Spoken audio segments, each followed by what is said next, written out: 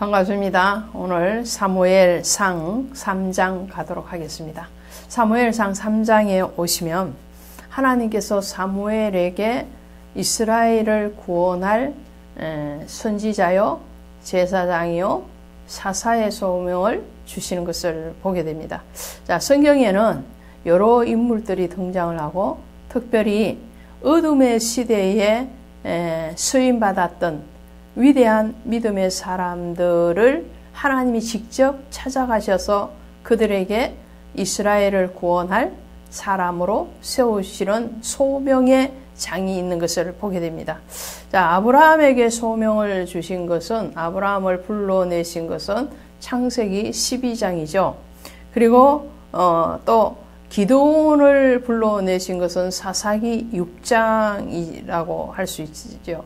오늘 사무엘을 불러내시는 것은 3장이고 또 출애굽기에서 모세를 부르신 것은 출애굽기 3장에 나와 있죠.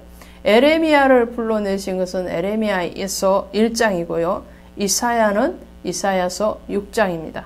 이렇게 하나님은 각 시대마다 어둠 가운데서 하나님의 빛됨의 사명을 감당할 사람들을 하나님이 친히 그들을 말씀으로 혹은 음성으로 천사들을 통해서 말씀하시고 불러내시는 것을 보게 됩니다.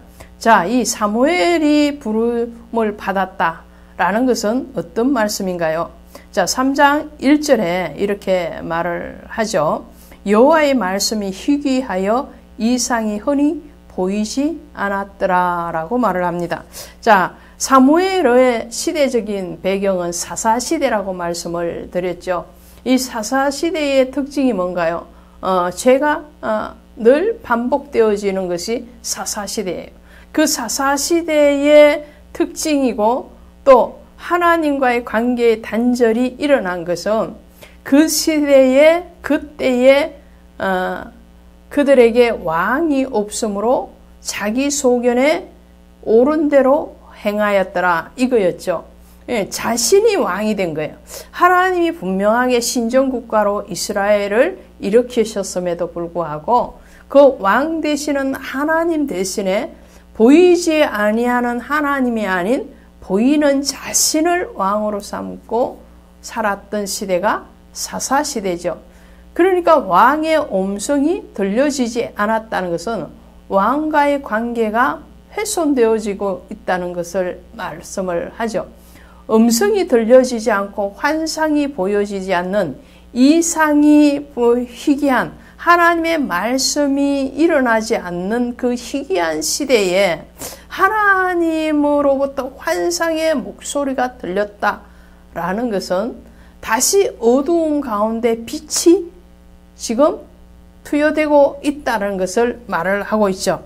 이상이 보이지 않는 시대에 사무엘에게 이상이 보여집니다. 그것이 3장 4절이에요.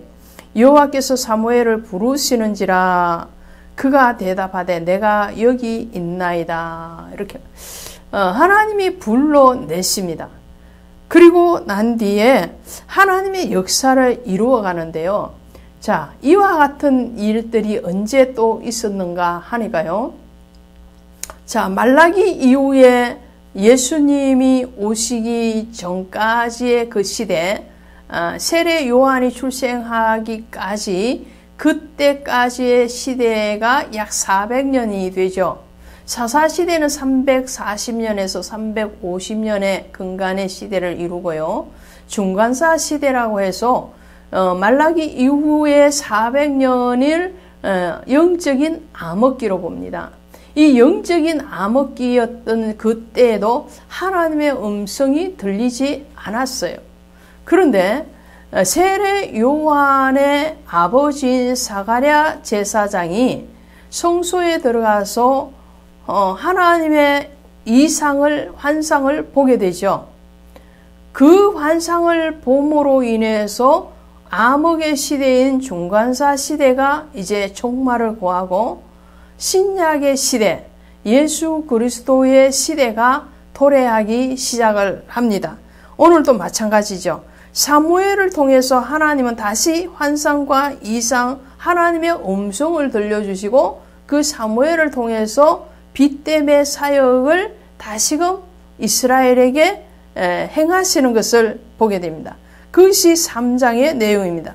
자, 하나님이 사무엘을 들어서시는 그 이유는 어디에 있습니까?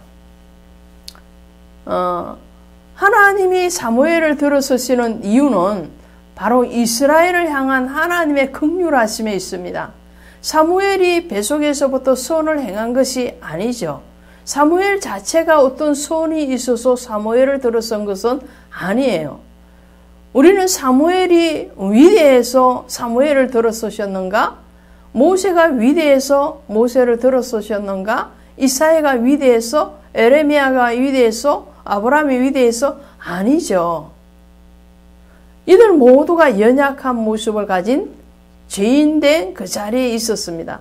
다만 하나님의 예정하시고 하나님의 구별하심이 하나님의 은혜 가운데 임하였다는 것을 우리는 늘 기억을 해야 되는 거죠. 자, 그러면 버림받은 엘리에 대해서는 3장 13절에서 다시 말씀을 하죠. 그가 자기의 아들들이 저주를 자청할 때 금하지 아니하였으므로 그러므로 내가 엘리의 집에 대해서 맹세하기를 엘리 집의 죄악은 제물로나 예물로나 영원히 속함을 받지 못하리라. 하나님은요 무조건적인 은혜를 베푸시지만 그 은혜에 대해서 행동으로 우리가 마음으로 깊이 받아들이고 호흡하고 그리고 행동으로 하나님 앞에 가까이 가지 아니한다면, 가까이 간다는 것은 그분을 왕으로, 그분을 주권자로, 그분을 영원한 메시아로 인정하고 고백한다는 거죠. 그러하지 아니하고 다른 신을 쫓아가든가 내 안에 있는 나의 어떤 자아를 신으로 섬길 때에 하나님은 그를 치시는 것을 보게 되죠. 오늘 사무엘을 등장시키는데 이 사무엘이라는 이름의 뜻이 히브리어로 슈무엘 이런 말을 씁니다. 이 말의 뜻은 셈이라는 이름과 엘이라는 하나님의 합성어예요. 그러니까 하나님의 이름이에요. 사무엘이라는 이름의 뜻은 말 그대로 하나님의 이름. 또 다른 뜻 하나를 가지고 있다면 이 사무엘이라는 말 속에는 샤마 듣다라는 말이 있어요. 그리고 엘은 하나님을 뜻하죠. 그러니까 하나님께서 들으셨다. 한나의 기도에 대해서 하나님이 들으시고 사무엘을 주셨죠. 그래서 하나님께서 들으셨다라는 말도 이 사무엘의 이름 속에 있습니다. 그래서 사무엘을 높여주시는데 어떻게 높이시는가 하니까요. 자, 19절에 보시니까 사무엘이 자라매 여호와께서 그와 함께 계셔서 그의 말이 하나도 땅에 떨어지지 않게 하시니. 자, 사무엘에게 하나님이 친히 권능을 주시는 거예요. 그의 말에 위엄을 주십니다. 그의 말에 권위를 허락해 주시는 거죠. 그래서 단에서부터 부엘세바까지의 온 이스라엘이 사무엘은 여호와의 선지자로 세우심을 입은 줄 알았더라. 단이 어딘가요? 단은 단 지파가 어떻게 해요? 사사기에서 위로 북쪽으로 올라갔죠. 사사기 18장에 나오는 내용이었죠. 자, 그래서 단을 지칭하는 것은 이스라엘의 맨 위쪽 북쪽을 얘기합니다. 그리고 부엘세바는 어딘가요? 아브라함이 제단을 쌓았던 곳이죠. 저 남쪽이에요.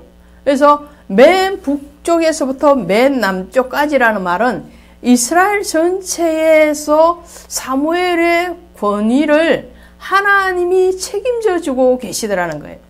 왜 그렇습니까?